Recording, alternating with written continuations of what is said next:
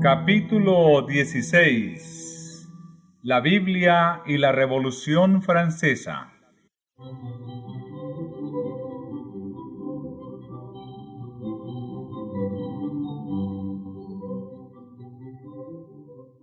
En el siglo XVI, la Reforma, presentando a los pueblos la Biblia abierta, procuró entrar en todos los países de Europa. Algunas naciones le dieron la bienvenida como a mensajera del cielo. En otros países, el papado consiguió, hasta cierto punto, cerrarle la entrada. Y la luz del conocimiento de la Biblia, con sus influencias ennoblecedoras, quedó excluida casi por completo. Hubo un país donde, aunque la luz logró penetrar, las tinieblas no permitieron apreciarla. Durante siglos, la verdad y el error se disputaron el predominio. Triunfó al fin el mal y la verdad divina fue desechada.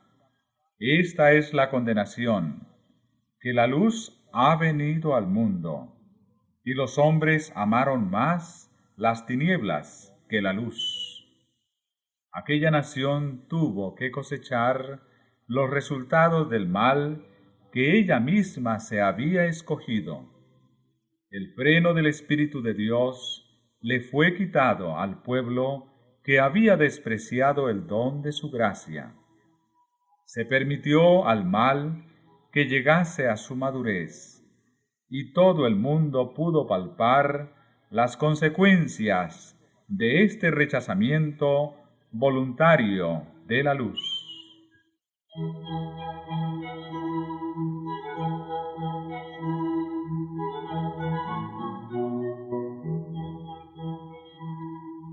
La guerra que se hizo en Francia contra la Biblia durante tantos siglos llegó a su mayor grado en los días de la Revolución. Esa terrible insurrección del pueblo no fue sino resultado natural de la supresión que Roma había hecho de las Sagradas Escrituras. Fue la ilustración más elocuente que jamás presenciara el mundo de las maquinaciones de la política papal y una ilustración de los resultados hacia los cuales tendían durante más de 1000 años las enseñanzas de la Iglesia de Roma.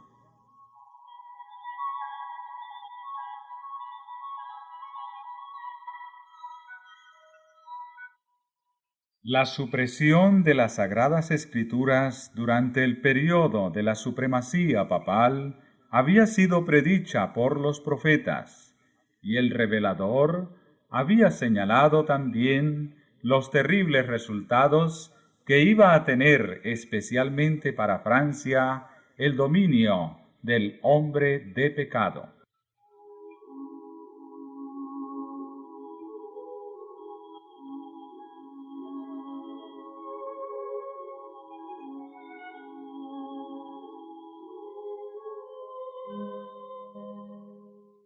Dijo el ángel del Señor: hollarán la santa ciudad 42 meses, y daré autoridad a mis 2 testigos, los cuales profetizarán 1260 días, vestidos de sacos. Y cuando hayan acabado de dar su testimonio, la bestia que sube del abismo hará guerra contra ellos, y prevalecerá contra ellos y los matará. Y sus cuerpos muertos yacerán en la plaza de la gran ciudad, que se llama simbólicamente Sodoma y Egipto, en donde también el Señor de ellos fue crucificado. Y los que habitan sobre la tierra se regocijan sobre ellos y hacen fiesta, y se envían regalos los unos a los otros, porque estos 2 profetas atormentaron a los que habitan sobre la tierra. Y después de los 3 días y medio, el Espíritu de vida, venido de Dios, entró en ellos, y se levantaron sobre sus pies, y cayó gran temor sobre los que los vieron.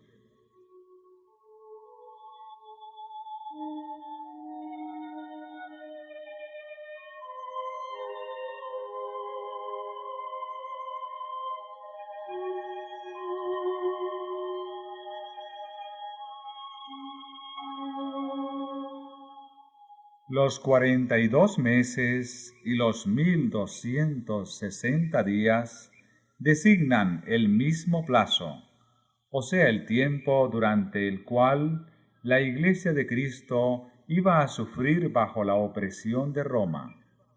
Los 1260 años del dominio temporal del Papa comenzaron en el año 538 después de Jesucristo, y debían terminar en 1798.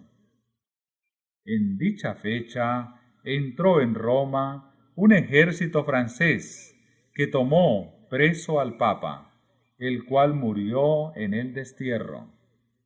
A pesar de haberse elegido un nuevo Papa al poco tiempo, la jerarquía pontificia no volvió a alcanzar el esplendor y poderío que antes tuviera.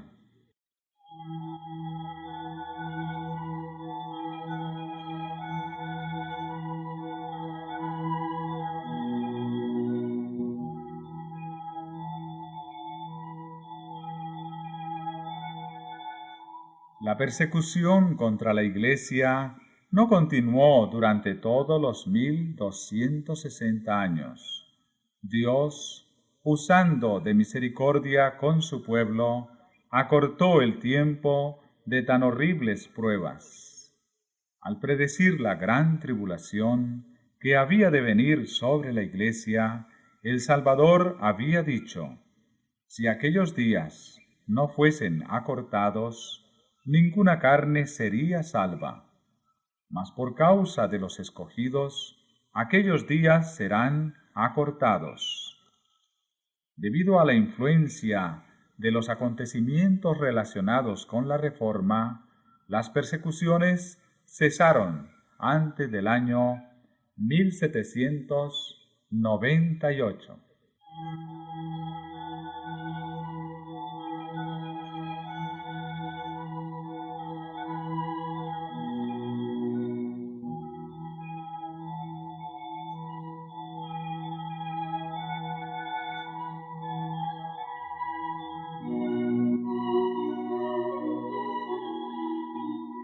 Y acerca de los 2 testigos, el profeta declara más adelante: estos son los 2 olivos y los 2 candelabros que están delante de la presencia del Señor de toda la tierra.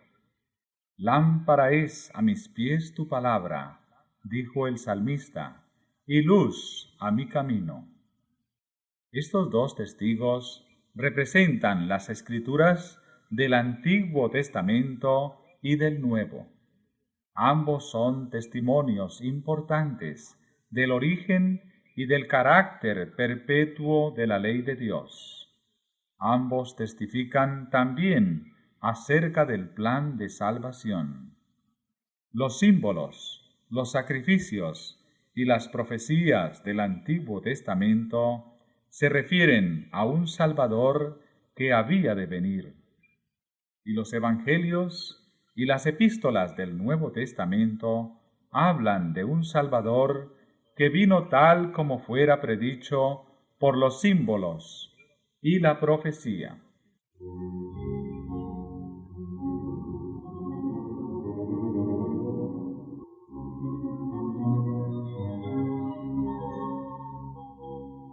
Los cuales profetizarán 1260 días, vestidos de sacos. Durante la mayor parte de dicho periodo, los testigos de Dios permanecieron en oscuridad.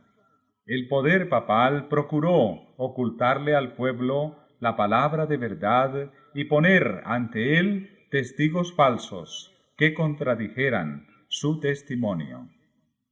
Cuando la Biblia fue prohibida por las autoridades civiles y religiosas, cuando su testimonio fue pervertido y se hizo cuanto pudieron inventar los hombres y los demonios para desviar de ella la atención de la gente, y cuando los que osaban proclamar sus verdades sagradas fueron perseguidos, entregados, atormentados, confinados en las mazmorras, martirizados por su fe u obligados a refugiarse en las fortalezas de los montes y en las cuevas de la tierra, fue entonces cuando los fieles testigos profetizaron vestidos de sacos. No obstante, siguieron dando su testimonio durante todo el período de 1260 años. Aun en los tiempos más sombríos, hubo hombres fieles que amaron la palabra de Dios y se manifestaron celosos por defender su honor. A estos fieles siervos de Dios les fueron dados poder, sabiduría y autoridad para que divulgasen la verdad durante todo este periodo.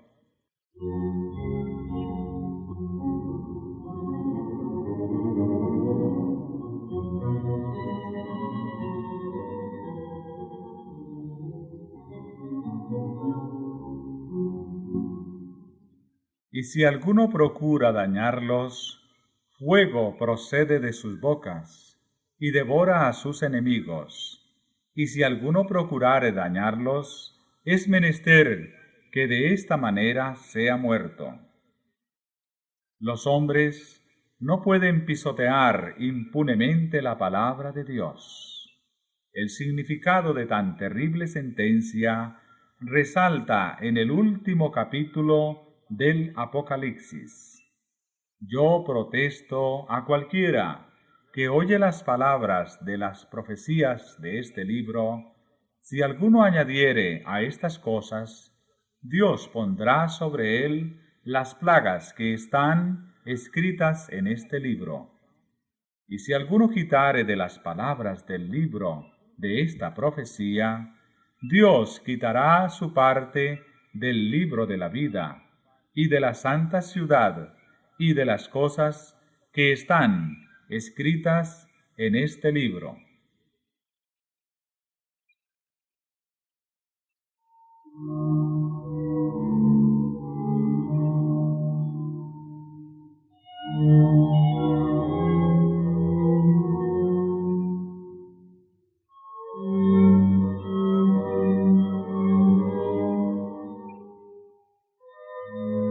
Tales son los avisos que ha dado Dios para que los hombres se abstengan de alterar lo revelado o mandado por Él.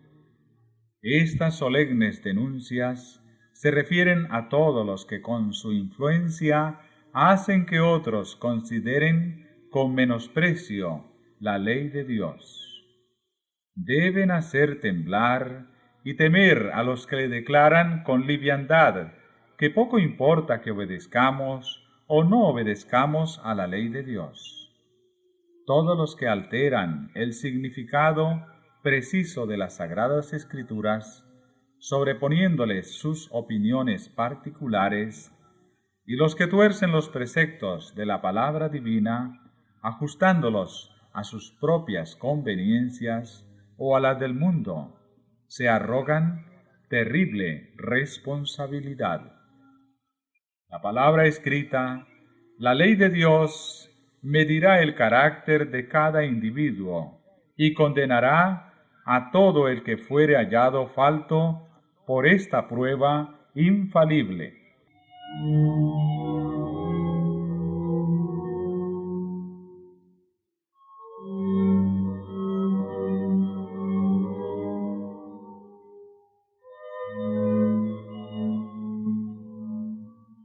Y cuando hayan acabado, estén acabando de dar su testimonio, El periodo en que los dos testigos iban a testificar vestidos de sacos terminó en 1798. Cuando estuviesen por concluir su obra en la oscuridad, les haría la guerra el poder representado por la bestia que sube del abismo. En muchas de las naciones de Europa, los poderes que gobernaban la Iglesia y el Estado habían permanecido bajo el dominio de Satanás por medio del papado. Mas aquí se deja ver una nueva manifestación del poder satánico.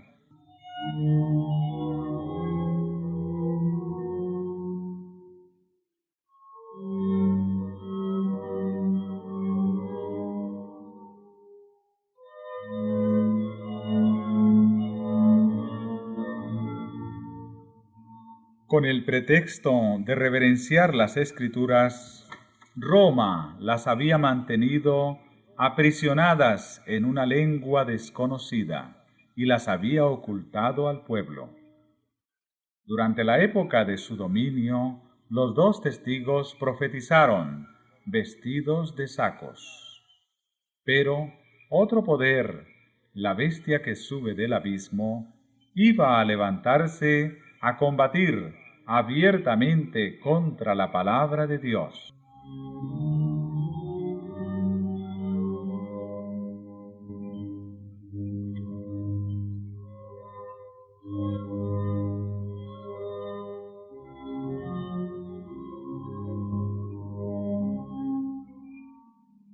La gran ciudad en cuyas calles son asesinados los testigos y donde yacen sus cuerpos muertos, se llama simbólicamente Egipto. De todas las naciones mencionadas en la historia de la Biblia, fue Egipto la que con más osadía negó la existencia del Dios vivo y se opuso a sus mandamientos.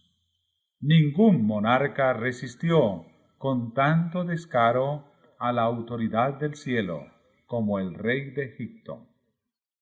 Cuando se presentó Moisés ante él para comunicarle el mensaje del Señor, el faraón contestó con arrogancia: ¿Quién es Jehová para que yo oiga su voz y deje ir a Israel? Yo no conozco a Jehová, ni tampoco dejaré ir a Israel. Esto es ateísmo, y la nación, representada por Egipto, iba a oponerse de un modo parecido a la voluntad del Dios vivo, y a dar pruebas del mismo espíritu de incredulidad y desconfianza. La gran ciudad es también comparada simbólicamente con Sodoma. La corrupción de Sodoma, al quebrantar la ley de Dios, fue puesta de manifiesto especialmente en la vida disoluta, y este pecado iba a ser también rasgo característico de la nación que cumpliría lo que estaba predicho en este pasaje.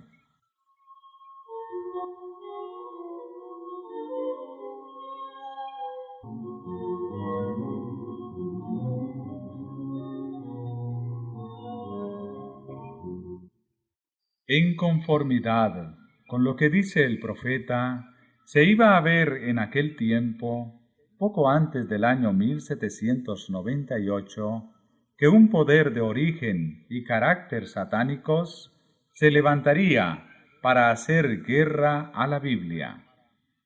Y en la tierra en que de aquella manera iban a verse obligados a callar los dos testigos de Dios, se manifestarían el ateísmo del faraón y la disolución de Sodoma.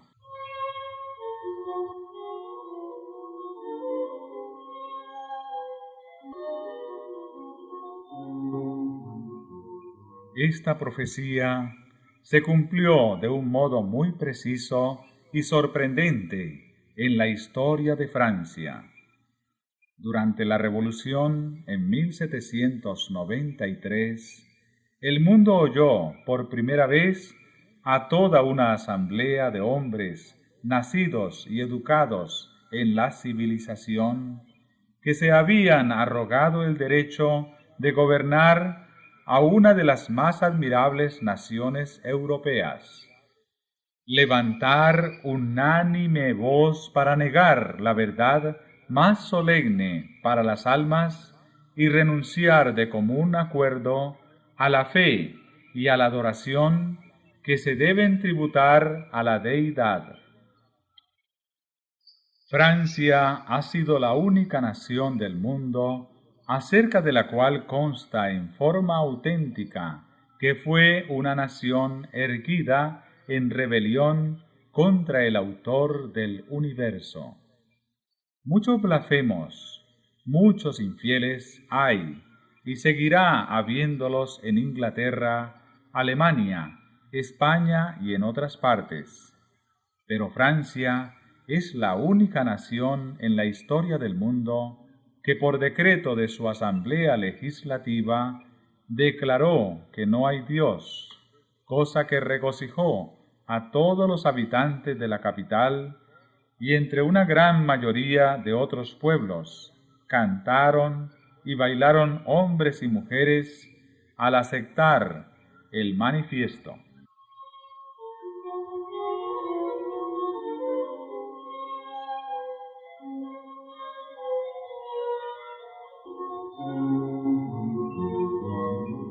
Francia presentó también la característica que más distinguió a Sodoma. Durante la Revolución manifestóse una condición moral tan degradada y corrompida que puede compararse con la que acarreó la destrucción de las ciudades de la llanura. Y el historiador presenta juntos el ateísmo y la prostitución de Francia, tal como nos lo da la profecía. Íntimamente relacionada con estas leyes que afectan la religión, se encontraba aquella que reducía la unión matrimonial, el contrato más sagrado que puedan hacer seres humanos, y cuya permanencia y estabilidad contribuye eficacísimamente a la consolidación de la sociedad, a un mero convenio civil de carácter transitorio que dos personas, cualesquiera, podían celebrar o deshacer a su antojo. Si los demonios se hubieran propuesto inventar la manera más eficaz de destruir todo lo que existe de venerable, de bueno o de permanente en la vida doméstica, con la seguridad a la vez de que el daño que intentaban hacer se perpetuaría de generación en generación, no habrían podido echar mano de un plan más adecuado que el de la degradación del matrimonio. Sophia Arnold, notable actriz que se distinguía por la agudeza de sus dichos, definió el casamiento republicano como el sacramento del adulterio.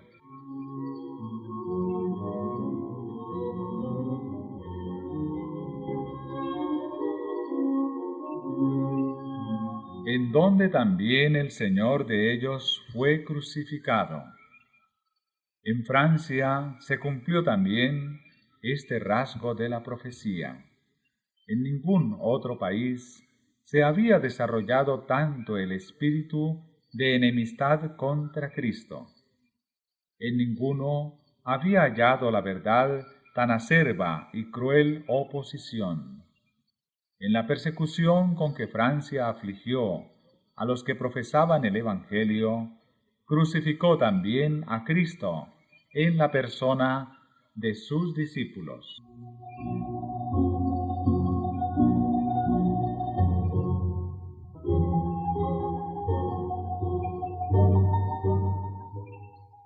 Siglo tras siglo, la sangre de los santos había sido derramada. Mientras los valdenses sucumbían en las montañas del Piamonte a causa de la palabra de Dios y del testimonio de Jesús, sus hermanos, los albigenses de Francia, testificaban de la misma manera por la verdad. En los días de la Reforma, los discípulos de ésta habían sucumbido en medio de horribles tormentos. Reyes y nobles, mujeres de elevada alcurnia, delicadas doncellas, la flor y nata de la nación, se habían recreado viendo las agonías de los mártires de Jesús. Los valientes hugonotes, en su lucha por los derechos más sagrados al corazón humano, habían derramado su sangre en muchos y rudos combates. Los protestantes eran considerados como fuera de la ley. Sus cabezas eran puestas a precio y se les cazaba como a fieras.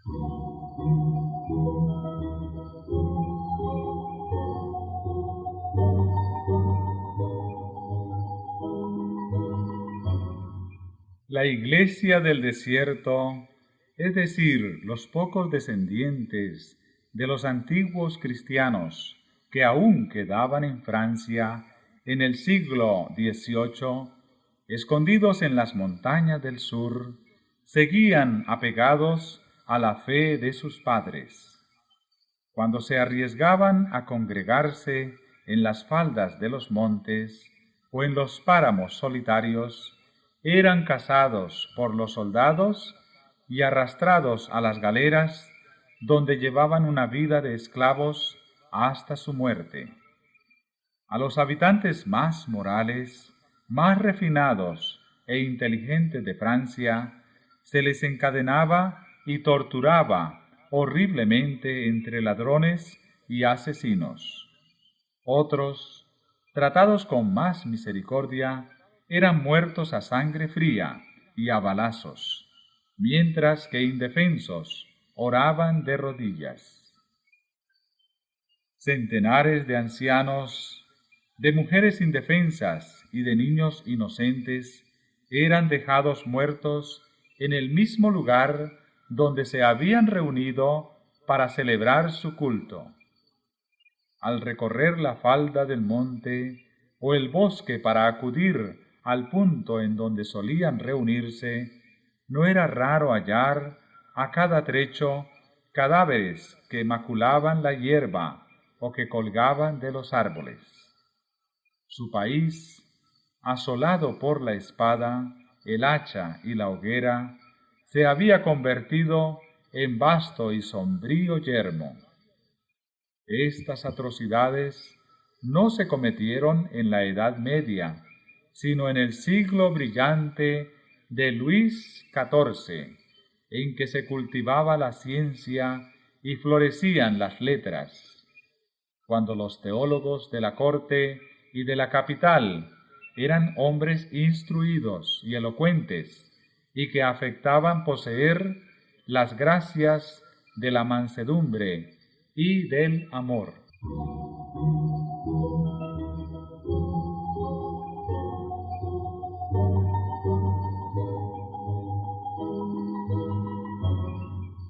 Pero lo más inicuo que se registra en el lóbrego catálogo de los crímenes, el más horrible de los actos diabólicos de aquella sucesión de siglos espantosos, fue la matanza de San Bartolomé.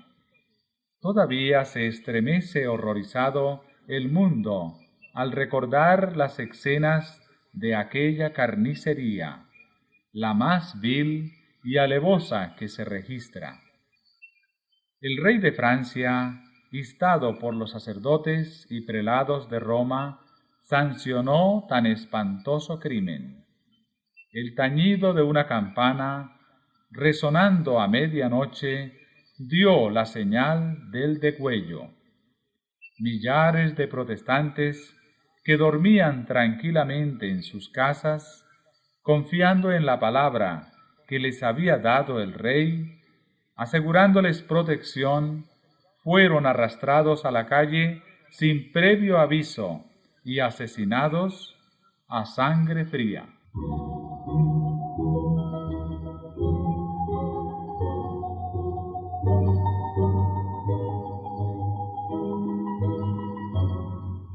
Así como Cristo era el jefe invisible de su pueblo cuando salió de la esclavitud de Egipto, así lo fue Satanás de sus súbditos cuando acometieron la horrenda tarea de multiplicar el número de los mártires.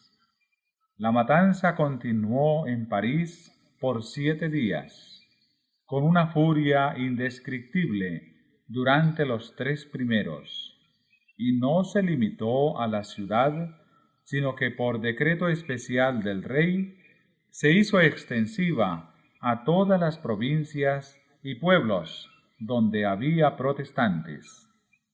No se respetaba edad ni sexo, no escapaba el inocente niño ni el anciano de canas. Nobles y campesinos, viejos y jóvenes, madres y niños, sucumbían juntos.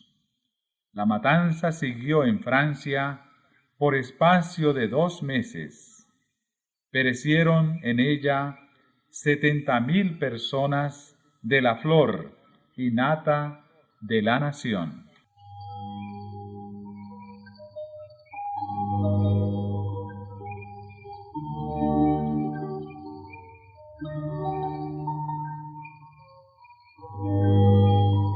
Cuando la noticia de la matanza llegó a Roma, el regocijo del clero no tuvo límites. El cardenal de Lorena premió al mensajero con 1000 duros. El cañón de San Angelo tronó en alegres salvas. Se oyeron las campanas de todas las torres. Innumerables fogatas convirtieron la noche en día, y Gregorio XIII, acompañado de los cardenales y otros dignatarios eclesiásticos, se encaminó en larga procesión hacia la iglesia de San Luis, donde el cardenal de Lorena cantó el Te Deum. Se acuñó una medalla para conmemorar la matanza, y aún puede verse en el Vaticano 3 frescos de Vasari, representando la agresión contra el almirante, al rey en el concilio maquinando la matanza y la matanza misma. Gregorio envió a Carlos la rosa de oro, y a los 4 meses de la matanza escuchó complacido el sermón de un sacerdote francés que habló de ese día tan lleno de dicha y alegría, cuando el Santísimo Padre recibió la noticia y se encaminó hacia San Luis en solemne comitiva para dar gracias a Dios.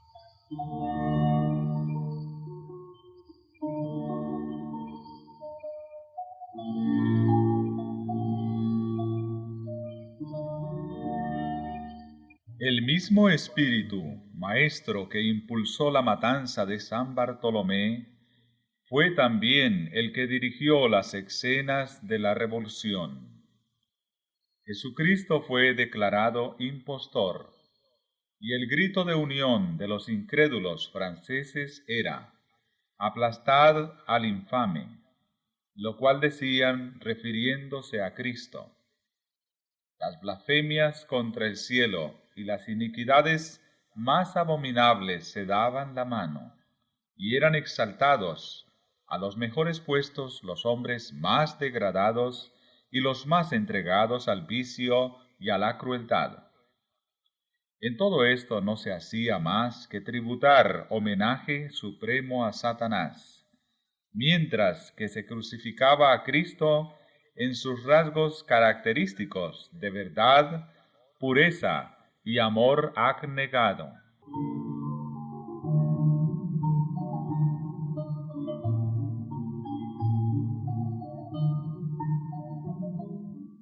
La bestia que sube del abismo hará guerra contra ellos y prevalecerá contra ellos y los matará.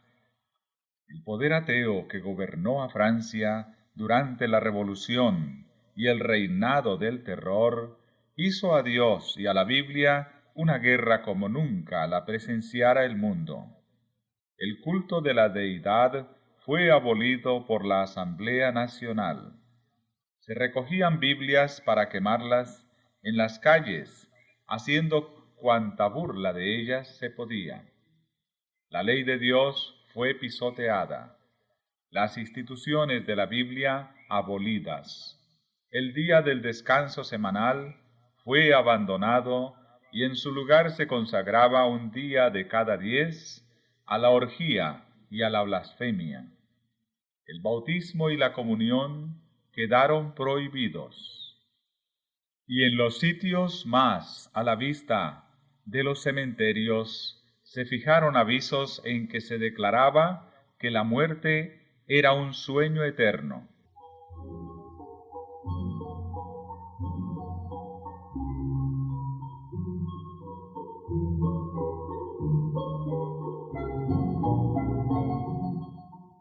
El temor de Dios, decían, dista tanto de ser el principio de la sabiduría, que más bien puede considerársele como principio de la locura.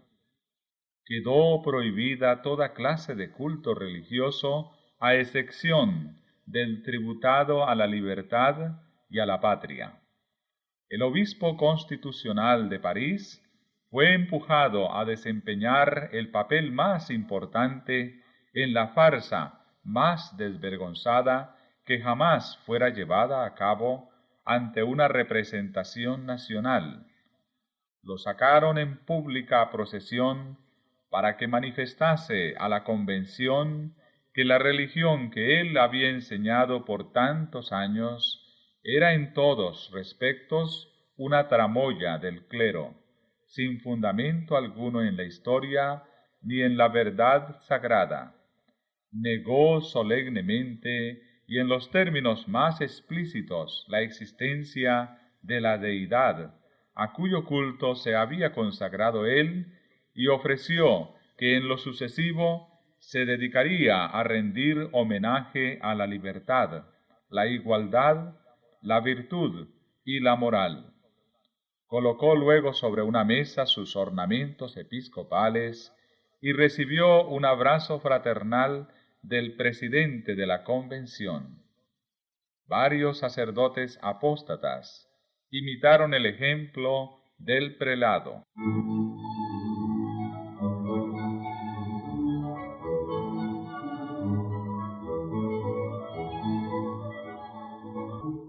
Y los que habitan sobre la tierra se regocijan sobre ellos y hacen fiesta, y se envían regalos los unos a los otros, porque estos dos profetas atormentaron a los que habitan sobre la tierra. La Francia incrédula había acallado las voces de reprensión de los testigos de Dios. La palabra de verdad yacía muerta en sus calles, y los que odiaban las restricciones y los preceptos de la ley de Dios se llenaron de júbilo. Los hombres desafiaban públicamente al Rey de los cielos y gritaban como los pecadores de la antigüedad: ¿Cómo sabe Dios? ¿Y hay conocimiento en lo alto?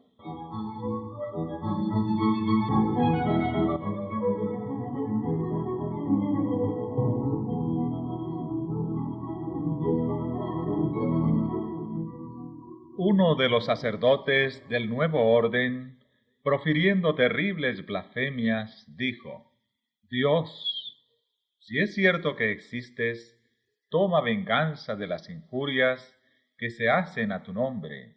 Yo te desafío. Guarda silencio. No te atreves a descargar tus truenos. Entonces, ¿quién va a creer que existes? ¡Qué eco tan fiel de la pregunta de Faraón! ¿Quién es Jehová para que yo oiga su voz? No conozco a Jehová.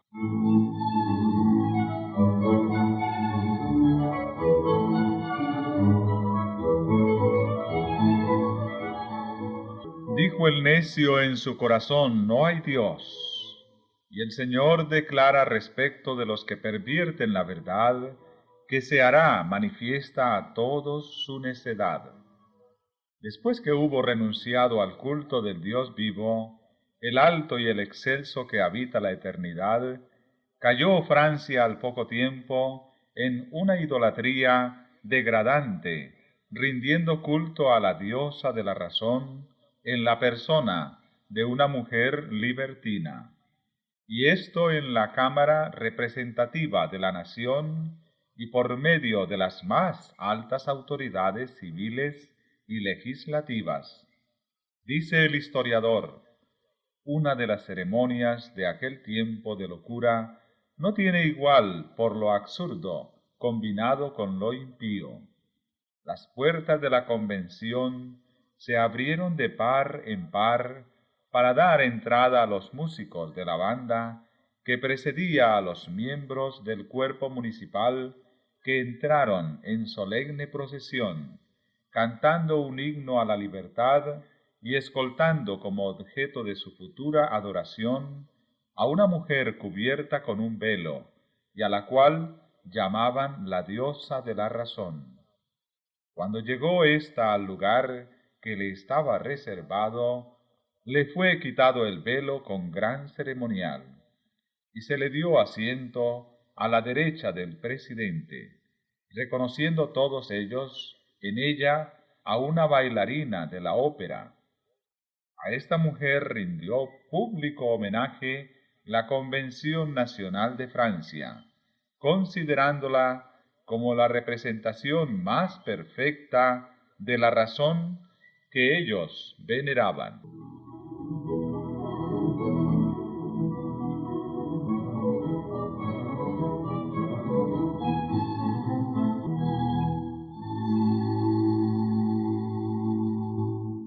Esta momería sacrílega y ridícula estuvo de moda, y la instalación de la diosa de la razón fue imitada en algunas poblaciones del país que deseaban demostrar que se hallaban a la altura de la revolución.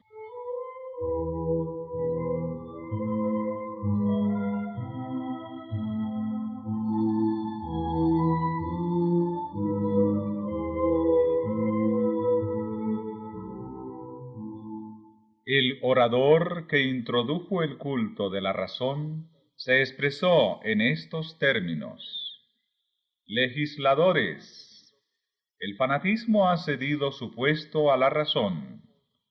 Sus turbios ojos no han podido resistir el brillo de la luz. Un pueblo inmenso se ha trasladado hoy a esas bóvedas góticas en las que por primera vez han repercutido los ecos de la verdad. Allí han celebrado los franceses el único culto verdadero, el de la libertad, el de la razón. Allí hemos hecho votos por la prosperidad de las armas de la República. Allí hemos abandonado inanimados ídolos para seguir a la razón, a esta imagen animada, la obra más sublime de la naturaleza.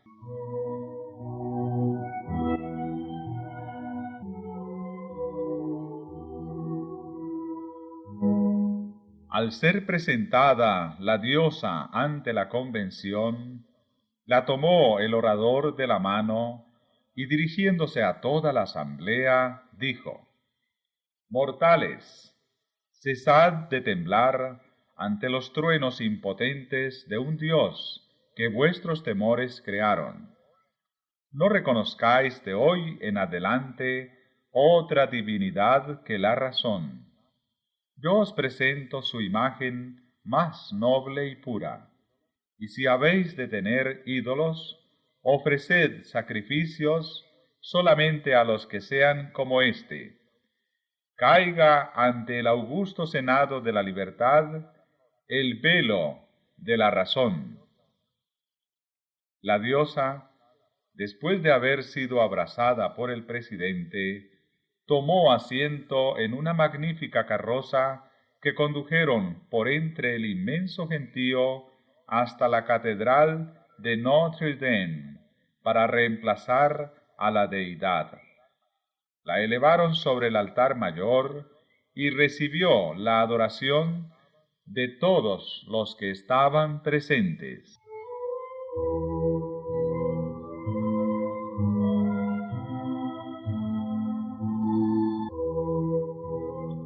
Poco después de esto, procedieron a quemar públicamente la Biblia.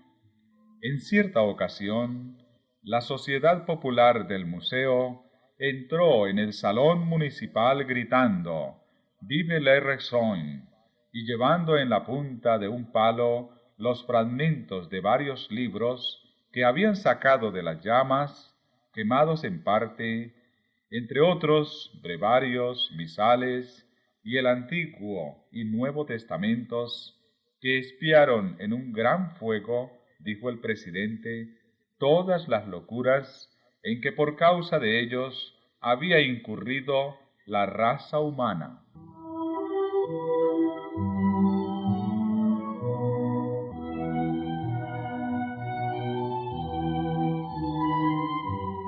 El romanismo había principiado la obra que el ateísmo se encargaba de concluir.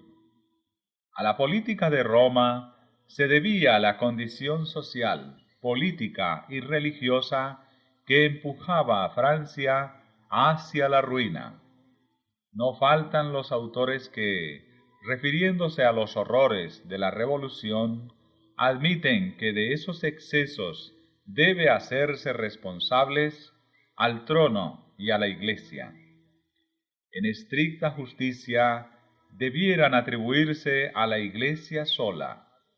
El romanismo había enconado el ánimo de los monarcas contra la Reforma, haciéndola aparecer como enemiga de la corona, como elemento de discordia que podía ser fatal a la paz y a la buena marcha de la nación. Fue el genio de Roma el que por este medio inspiró las espantosas crueldades y la acérrima opresión que procedían del trono.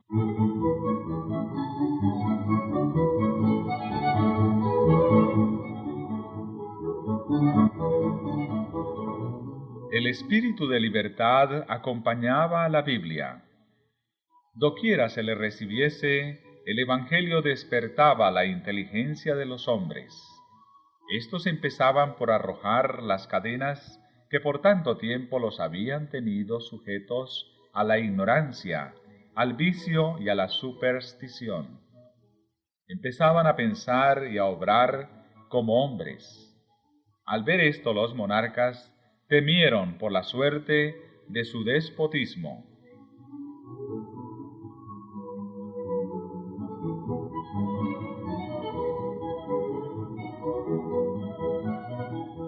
Roma no fue tardía para inflamar los temores y los celos de los reyes. Decía el Papa al regente de Francia en 1525, esta manía, el protestantismo, no sólo confundirá y acabará con la religión, sino hasta con los principados, con la nobleza, con las leyes, con el orden y con las jerarquías. Y pocos años después, un nuncio papal le daba este aviso al rey: Señor, no os engañéis, los protestantes van a trastornar tanto el orden civil como el religioso. El trono peligra tanto como el altar. Al introducirse una nueva religión, se introduce necesariamente un nuevo gobierno. Y los teólogos apelaban a las preocupaciones del pueblo al declarar que las doctrinas protestantes seducen a los hombres hacia las novedades y la locura. Roban así al rey el afecto leal de sus súbditos y destruyen la Iglesia y el Estado al mismo tiempo. De ese modo, logró Roma predisponer a Francia contra la Reforma, y la espada de la persecución se desenvainó por primera vez en Francia para sostener el trono, resguardar a los nobles y conservar las leyes.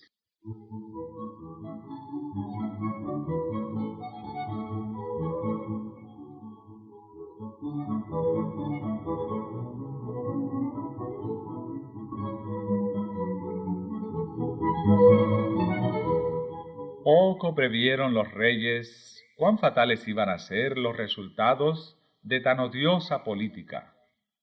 Las enseñanzas de la Biblia eran las que hubieran podido implantar en las mentes y en los corazones de los hombres aquellos principios de justicia, de templanza, de verdad, de equidad y de benevolencia, que son la piedra angular del edificio de la prosperidad de un pueblo. La justicia engrandece la nación, y con ella será afirmado el trono. El efecto de la justicia será paz, y la labor de justicia, reposo y seguridad para siempre. El que obedece las leyes divinas es el que mejor respetará y acatará las leyes de su país. El que teme a Dios honrará al rey en el ejercicio de su autoridad justa y legítima. Pero por desgracia, Francia prohibió la Biblia y desterró a sus discípulos. Siglo tras siglo hubo hombres de principios e integridad, de gran inteligencia y de fuerza moral, que tuvieron valor para confesar sus convicciones y fe suficiente para sufrir por la verdad. Siglo tras siglo, estos hombres penaron como esclavos en las galeras, y perecieron en la hoguera, o lo dejaron que se pudrieran en tenebrosas e inmundas mazmorras. Miles y miles se pusieron en salvo huyendo, y esto duró 250 años después de iniciada la Reforma.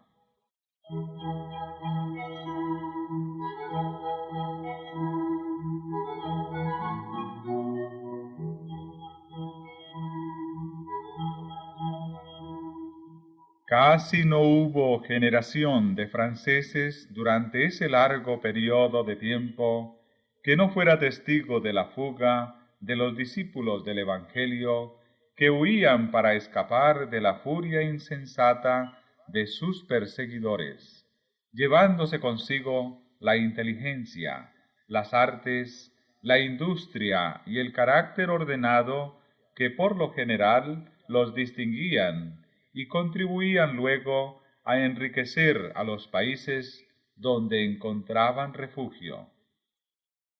Pero en la medida en que enriquecían otros países con sus preciosos dones, despojaban al suyo propio. Si hubieran permanecido en Francia, todos los que la abandonaron, si por espacio de 300 años la pericia industrial de aquellos hubiera sido empleada en cultivar el suelo de su país, en hacer progresar las manufacturas, si durante estos 300 años el genio creador de los mismos, junto con su poder analítico, hubieran seguido enriqueciendo la literatura y cultivando la ciencia de Francia, si hubieran sido dedicada a la sabiduría de tan nobles hijos a dirigir sus asambleas, su valor a pelear sus batallas, y su equidad a formular las leyes, y la religión de la Biblia a robustecer la inteligencia y dirigir las conciencias del pueblo, qué inmensa gloria no tendría Francia hoy. Qué grande, qué próspero y qué dichoso país no sería. Toda una nación modelo.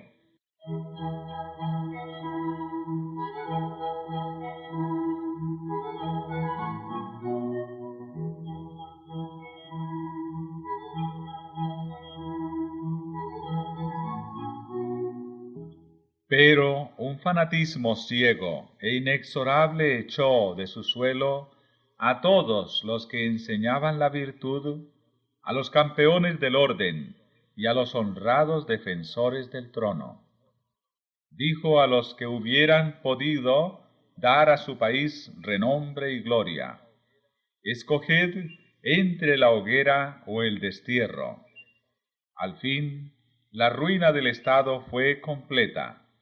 Ya no quedaba en el país conciencia que proscribir, religión que arrastrar a la hoguera, ni patriotismo que desterrar. Todo lo cual dio por resultado la revolución con sus horrores.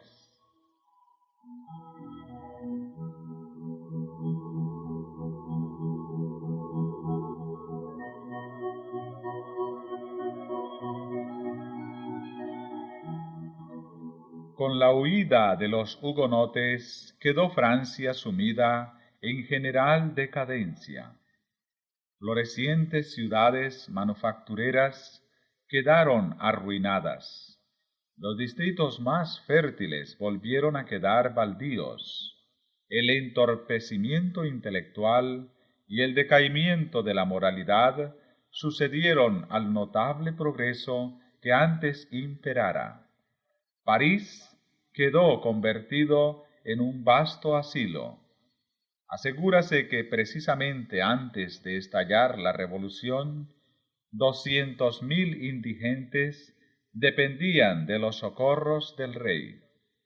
Únicamente los jesuitas prosperaban en la nación decaída y gobernaban con infame tiranía sobre las iglesias y las escuelas, las cárceles y las galeras.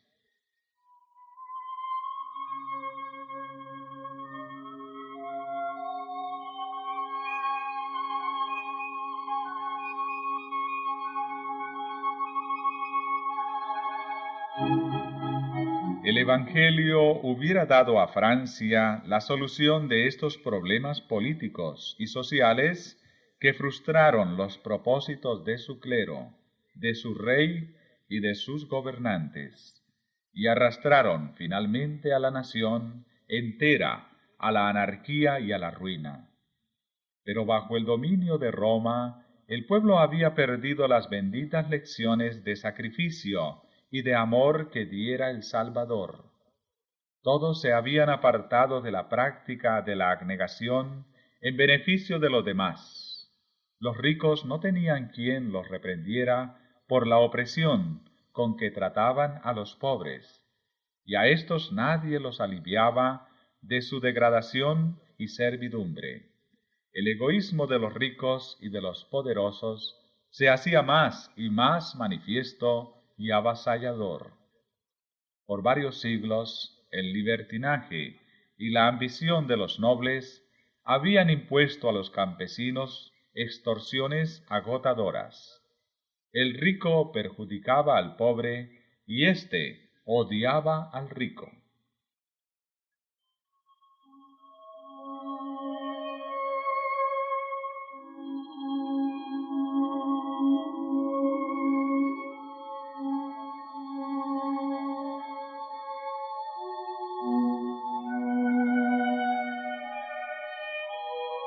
En muchas provincias sucedía que los nobles eran dueños del suelo y los de las clases trabajadoras simples arrendatarios.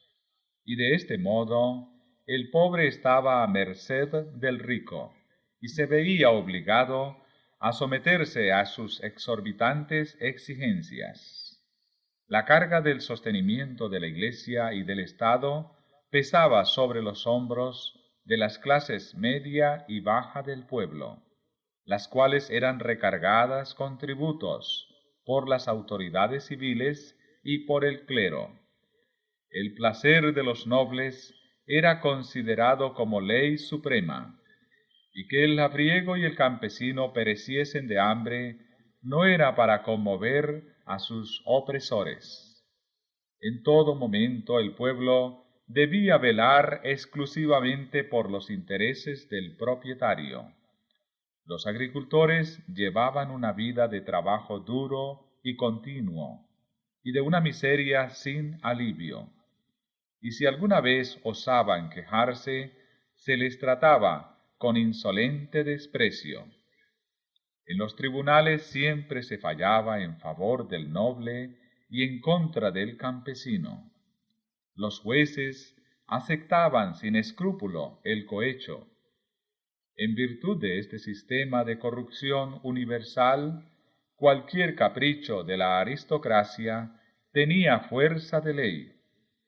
De los impuestos exigidos a la gente común por los magnates seculares y por el clero, no llegaba ni la mitad al tesoro del reino, ni al arca episcopal, pues la mayor parte de los que cobraban lo gastaban los recaudadores en la disipación y en francachelas. Y los que de esta manera despojaban a sus consúbditos estaban libres de impuestos y con derecho por la ley o por la costumbre a ocupar todos los puestos del gobierno. La clase privilegiada estaba formada por 150.000 personas, y para regalar a esta gente se condenaba a millones de seres a una vida de degradación irremediable.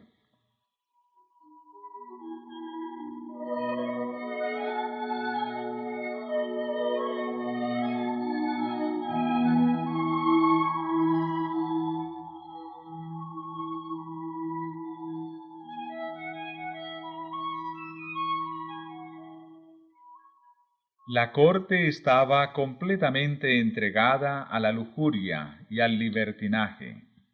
El pueblo y sus gobernantes se veían con desconfianza.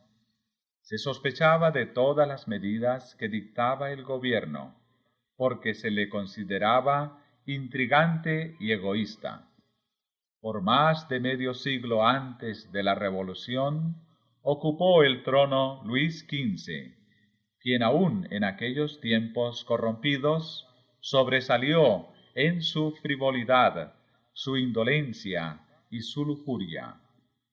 Al observar aquella depravada y cruel aristocracia y a la clase humilde sumergida en la ignorancia y en la miseria, al Estado en plena crisis financiera y al pueblo exasperado, no se necesitaba tener ojo de profeta para ver de antemano una inminente insurrección. A las amonestaciones que le daban sus consejeros, solía contestar el rey: «Procurad que todo siga así mientras yo viva. Después de mi muerte, suceda lo que quiera». En vano se le hizo ver la necesidad que había de una reforma. Bien comprendía él el mal estado de las cosas, pero no tenía ni valor ni poder suficiente para remediarlo. Con acierto describía él la suerte de Francia, con su respuesta tan egoísta como indolente: «Después de mí, el diluvio».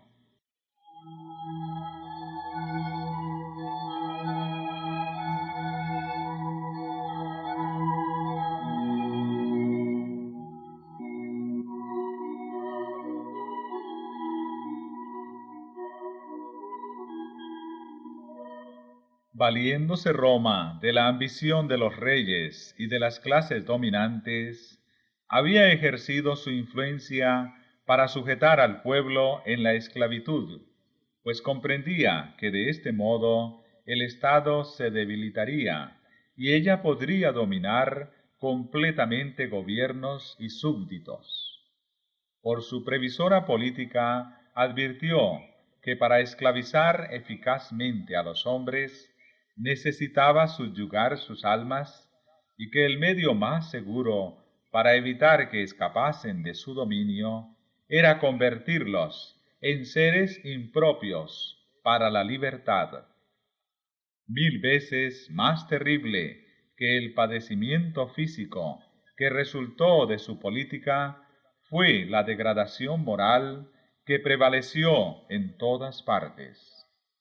Despojado el pueblo de la Biblia y sin más enseñanzas que la del fanatismo y la del egoísmo, quedó sumido en la ignorancia y en la superstición, y tan degradado por los vicios que resultaba incapaz de gobernarse por sí solo.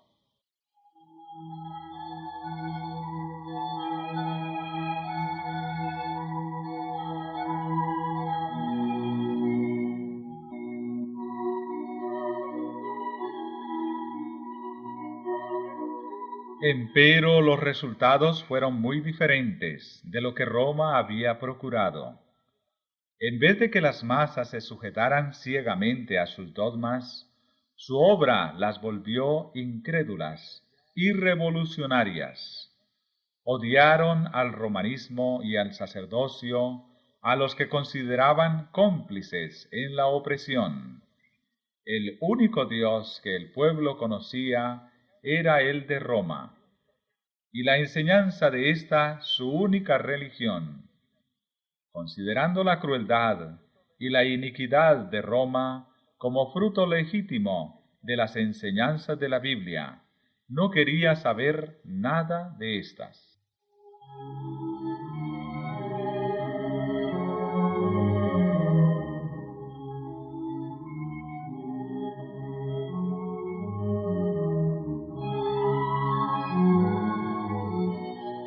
Roma había dado a los hombres una idea falsa del carácter de Dios y pervertido sus requerimientos. En consecuencia, al fin el pueblo rechazó la Biblia y a su autor. Roma había exigido que se creyese ciegamente en sus dogmas, que declaraba sancionados por las Escrituras. En la reacción que se produjo, Voltaire y sus compañeros desecharon en absoluto la palabra de Dios e hicieron cundir por todas partes el veneno de la incredulidad. Roma había hollado al pueblo con su pie de hierro, y las masas degradadas y embrutecidas, al sublevarse contra tamaña tiranía, desconocieron toda sujeción. Se enfurecieron al ver que por mucho tiempo habían aceptado tan descarados embustes y rechazaron la verdad juntamente con la mentira. Y confundiendo la libertad con el libertinaje, los esclavos del vicio se regocijaron con una libertad imaginaria.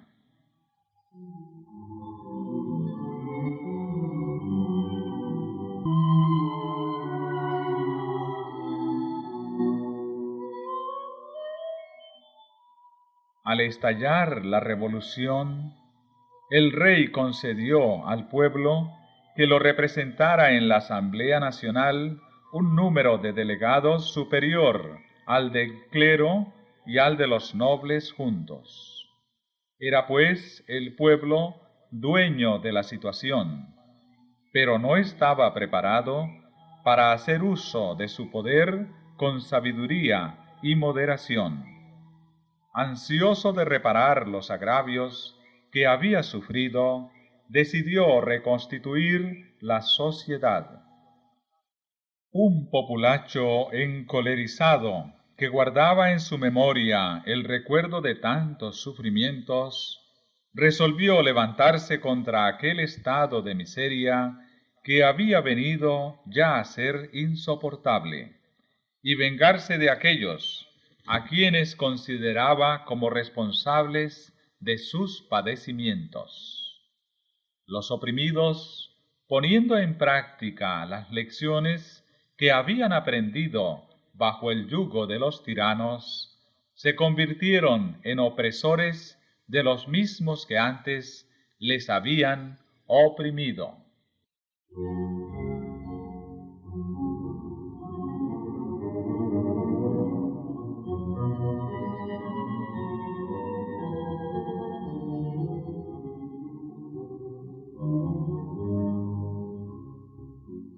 La desdichada Francia recogió con sangre lo que había sembrado. Terribles fueron las consecuencias de su sumisión al poder avasallador de Roma. Allí donde Francia, impulsada por el papismo, prendiera la primera hoguera en los comienzos de la Reforma, allí también la Revolución levantó su primera guillotina.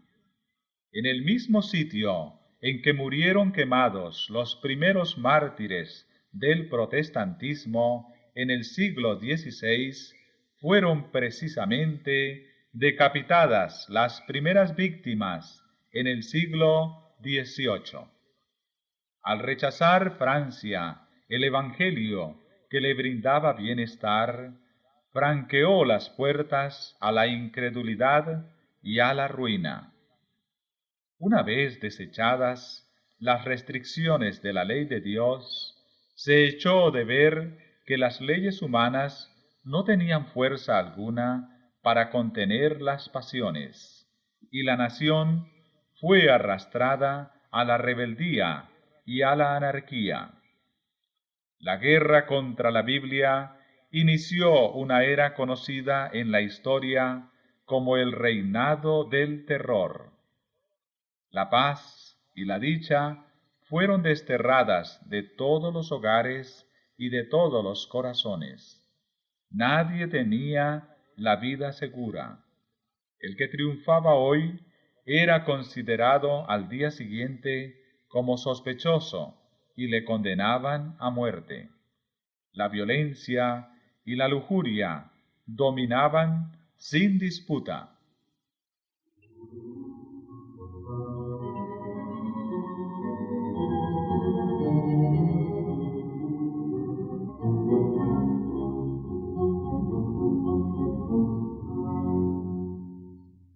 El rey, el clero y la nobleza tuvieron que someterse a las atrocidades de un pueblo excitado y frenético. Su sed de venganza subió de punto cuando el rey fue ejecutado, y los mismos que decretaron su muerte le siguieron bien pronto al cadalso. Se resolvió matar a cuantos resultasen sospechosos de ser hostiles a la revolución. Las cárceles se llenaron y hubo en cierta ocasión dentro de sus muros más de 200.000 presos. En las ciudades del reino se registraron crímenes horrorosos. Se levantaba un partido revolucionario contra otro, y Francia quedó convertida en inmenso campo de batalla, donde las luchas eran inspiradas y dirigidas por las violencias y las pasiones. En París sucedíanse los tumultos uno a otro, y los ciudadanos divididos en diversos partidos no parecían llevar otra mira que el exterminio mutuo. Y para agravar más aún la miseria general, la nación entera se vio envuelta en prolongada y devastadora guerra con las mayores potencias de Europa. El país estaba casi en bancarrota. El ejército reclamaba pagos atrasados. Los parisienses se morían de hambre, y las provincias habían sido puestas a saco por los bandidos, y la civilización casi había desaparecido en la anarquía y la licencia.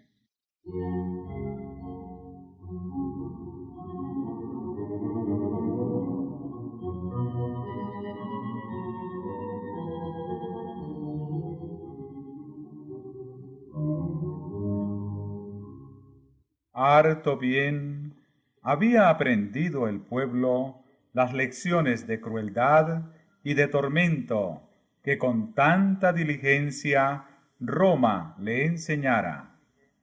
Al fin había llegado el día de la retribución. Ya no eran los discípulos de Jesús los que eran arrojados a las mazmorras o a la hoguera. tiempo hacía ya que éstos habían perecido o que se hallaban en el destierro. La desapiadada Roma sentía ya el poder mortífero de aquellos a quienes ella había enseñado a deleitarse en la perpetración de crímenes sangrientos.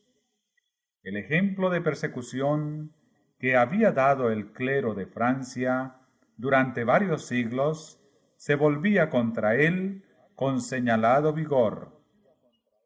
Los cadalsos se teñían con la sangre de los sacerdotes. Las galeras y las prisiones, en donde antes se confinaba a los hugonotes, se hallaban ahora llenas de los perseguidores de ellos. Sujetos con cadenas al banquillo del buque y trabajando duramente con los remos, el clero católico romano experimentaba los tormentos que antes con tanta prodigalidad infligiera su iglesia a los mansos herejes.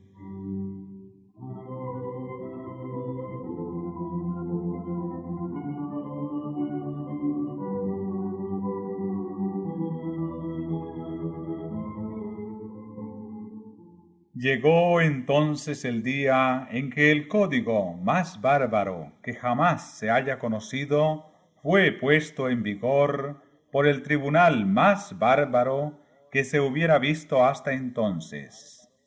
Día aquel en que nadie podía saludar a sus vecinos, ni a nadie se le permitía que hiciese oración, so pena de incurrir en el peligro de cometer un crimen digno de muerte, en que los espías acechaban en cada esquina, en que la guillotina no cesaba en su tarea día tras día, en que las cárceles estaban tan llenas de presos que más parecían galeras de esclavos, y en que las acequias corrían al Sena, llevando en sus raudales la sangre de las víctimas.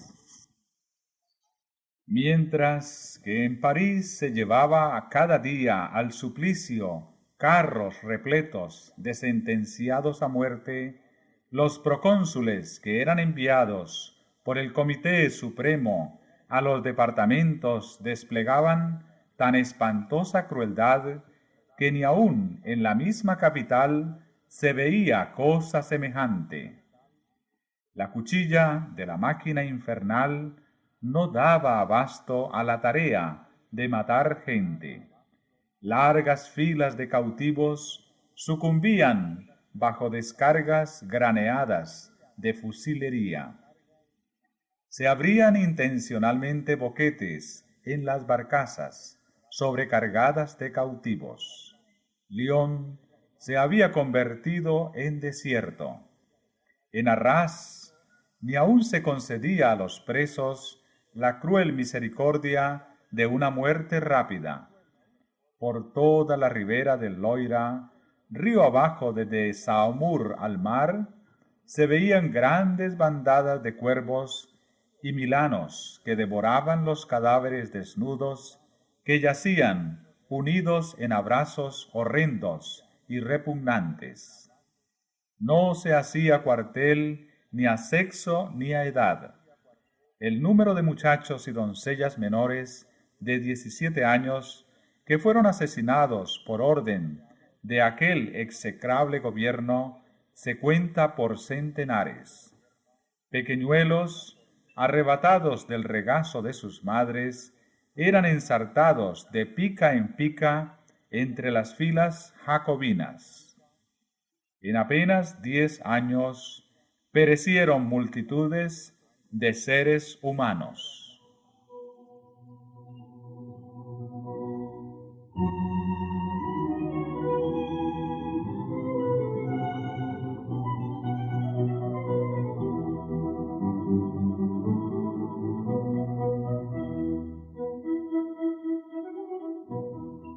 Todo esto era del agrado de Satanás. Con este fin había estado trabajando desde hacía muchos siglos. Su política es el engaño desde el principio hasta el fin, y su firme intento es acarrear a los hombres dolor y miseria, desfigurar y corromper la obra de Dios, estorbar sus planes divinos de benevolencia y amor, y de esta manera contristar al cielo.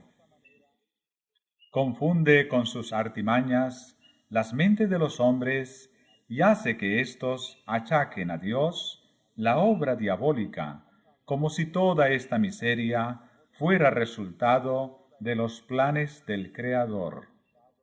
Asimismo, cuando los que han sido degradados y embrutecidos por su cruel dominio alcanzan su libertad, los impulsa al crimen, a los excesos y a las atrocidades. Y luego los tiranos y los opresores se valen de semejantes cuadros del libertinaje para ilustrar las consecuencias de la libertad.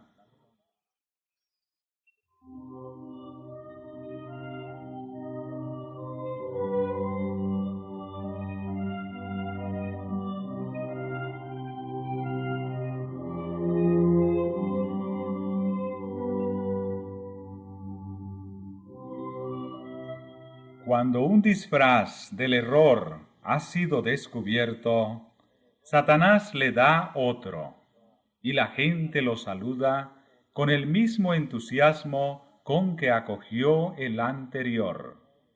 Cuando el pueblo descubrió que el romanismo era un engaño, y él, Satanás, ya no podía conseguir por ese medio que se violase la ley de Dios, optó entonces por hacerle creer que todas las religiones eran engañosas y la Biblia una fábula, y arrojando lejos de sí los estatutos divinos, se entregó a una iniquidad desenfrenada.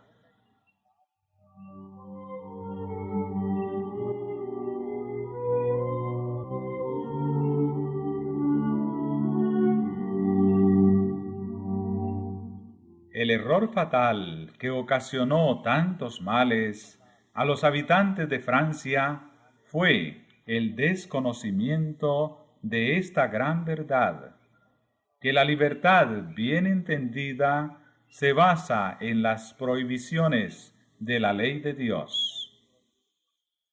Oh, si hubieras escuchado mis mandamientos, entonces tu paz habría sido como un río, y tu justicia como las olas del mar.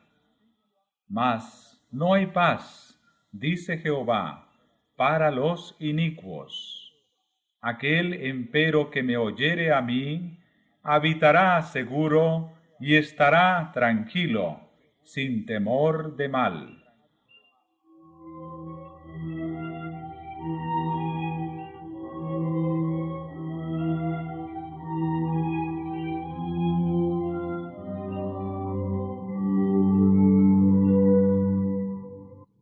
Los ateos, los incrédulos y los apóstatas se oponen abiertamente a la ley de Dios, pero los resultados de su influencia prueban que el bienestar del hombre depende de la obediencia a los estatutos divinos.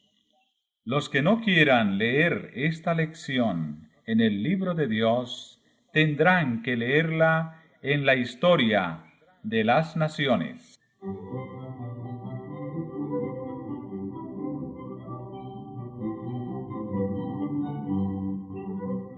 Cuando Satanás obró por la Iglesia romana para desviar a los hombres de la obediencia a Dios, nadie sospechaba quiénes fueran sus agentes, y su obra estaba tan bien disfrazada que nadie comprendió que la miseria que de ella resultó fuera fruto de la transgresión.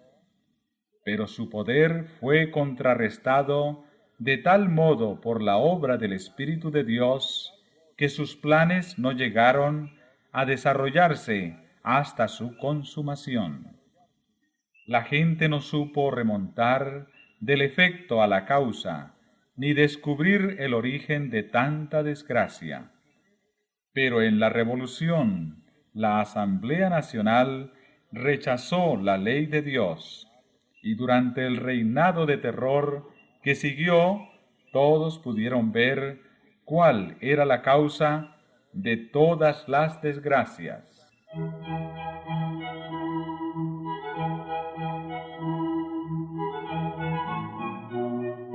Cuando Francia desechó a Dios y descartó la Biblia públicamente, hubo impíos y espíritus de las tinieblas que se llenaron de júbilo por haber logrado al fin el objeto que por tanto tiempo se habían propuesto, un reino libre de las restricciones de la ley de Dios. Y porque la maldad no era pronto castigada, el corazón de los hijos de los hombres estaba plenamente resuelto a hacer el mal.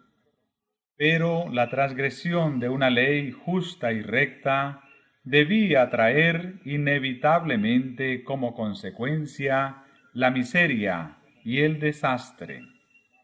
Si bien es verdad que no vino el juicio inmediatamente sobre los culpables, estaban éstos labrando su ruina segura. Siglos de apostasía y de crimen iban acumulando la ira para el día de la retribución. Y cuando llegaron al colmo de la iniquidad, comprendieron los menospreciadores de Dios cuán terrible es agotar la paciencia divina. Fue retirado en gran medida el poder restrictivo del Espíritu de Dios, que hubiera sido el único capaz de tener en jaque al poder cruel de Satanás, y se le permitió al que se deleita en los sufrimientos de la humanidad que hiciese su voluntad. Los que habían preferido servir a la rebelión cosecharon los frutos de ella hasta que la tierra se llenó de crímenes tan horribles que la pluma se resiste a describirlos. De las provincias asoladas y de las ciudades arruinadas levantábase un clamor terrible de desesperación, de angustia indescriptible. Francia se estremecía como sacudida por un terremoto. La religión, la ley, la sociedad, el orden, la familia, el Estado y la Iglesia, todo lo abatía la mano impía que se levantara contra la ley de Dios. Bien dijo el sabio: por su misma maldad caerá el hombre malo. Pero aunque el pecador haga mal 100 veces, y con todo se le prolonguen los días, sin embargo yo ciertamente sé que les irá bien a los que temen a Dios, por lo mismo que temen delante de Él. Al hombre malo, empero, no le irá bien, por cuanto aborrecieron la ciencia, y no escogieron el temor de Jehová. Por tanto comerán del fruto de su mismo camino, y se hartarán de sus propios consejos.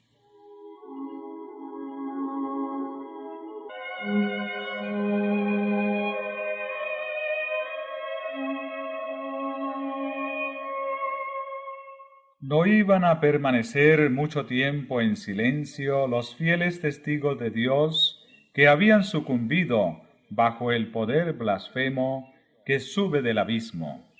Después de los 3 días y medio, el Espíritu de vida, venido de Dios, entró en ellos, y se levantaron sobre sus pies, y cayó gran temor sobre los que los vieron. En 1793 había promulgado la Asamblea Francesa los decretos que abolían la religión cristiana y desechaban la Biblia.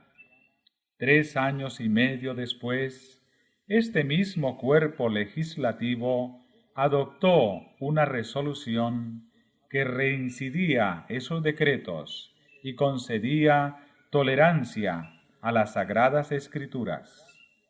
El mundo contemplaba estupefacto los terribles resultados que se había obtenido al despreciar los oráculos sagrados, y los hombres reconocían que la fe en Dios y en su palabra son la base de la virtud y de la moralidad. Dice el Señor: ¿a quién injuriaste y a quién blasfemaste? ¿Contra quién has alzado tu voz y levantado tus ojos en alto? Contra el Santo de Israel. Por tanto, he aquí, les enseñaré de esta vez. Enseñarles he mi mano y mi fortaleza, y sabrán que mi nombre es Jehová.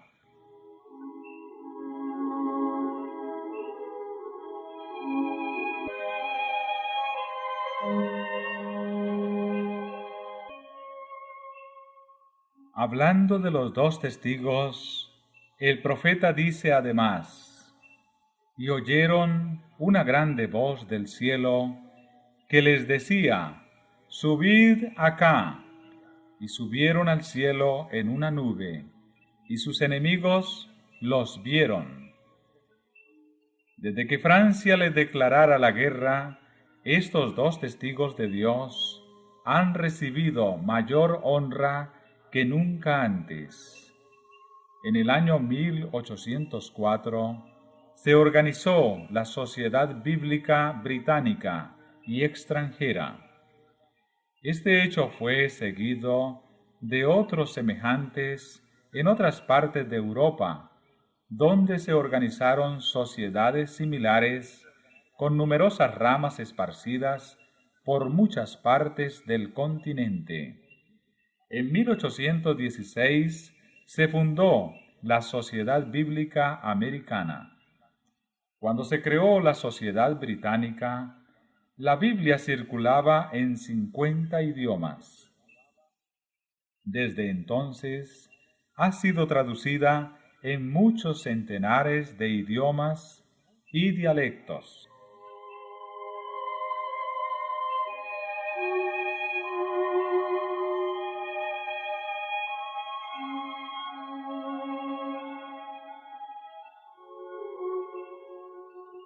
Durante los 50 años que precedieron a 1792, se daba muy escasa importancia a la obra de las misiones en el extranjero. No se fundaron sociedades nuevas, y eran muy pocas las iglesias que se esforzaban por extender el Evangelio en los países paganos. Pero en las postrimerías del siglo XVIII se vio un cambio notable. Los hombres comenzaron a sentirse descontentos con los resultados del racionalismo y comprendieron la gran necesidad que tenían de la revelación divina y de la experiencia religiosa. Desde entonces, la obra de las misiones en el extranjero se extendió rápidamente.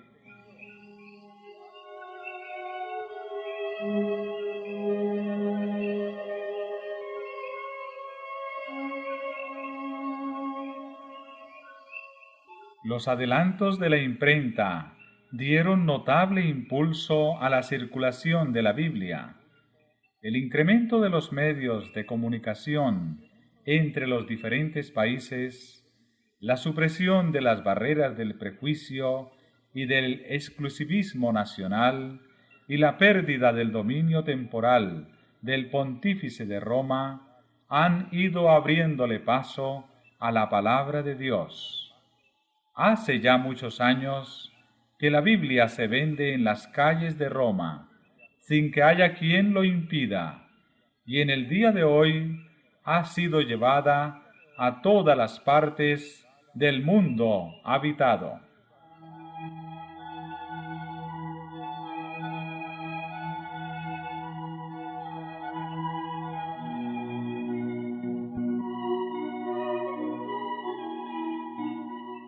El incrédulo Voltaire dijo con arrogancia en cierta ocasión: «Estoy cansado de oír de continuo que 12 hombres establecieron la religión cristiana. Yo he de probar que un solo hombre basta para destruirla». Han transcurrido varias generaciones desde que Voltaire murió y millones de hombres han secundado su obra de propaganda contra la Biblia.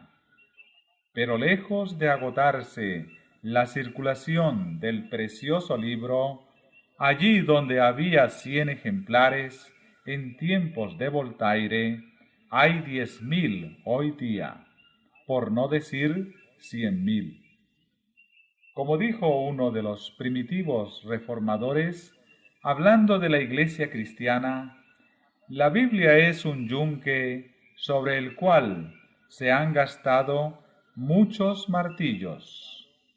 Ya había dicho el Señor: ninguna arma forjada contra ti tendrá éxito, y a toda lengua que en juicio se levantare contra ti, condenarás.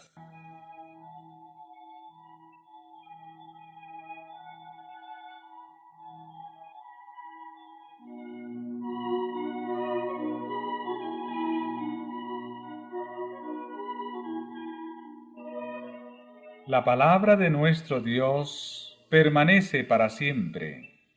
Seguros son todos sus preceptos, establecidos para siempre, jamás, hechos en verdad y en rectitud. Lo que fuere edificado sobre la autoridad de los hombres será derribado, mas lo que fuere sobre la roca inamovible de la palabra de Dios permanecerá para siempre.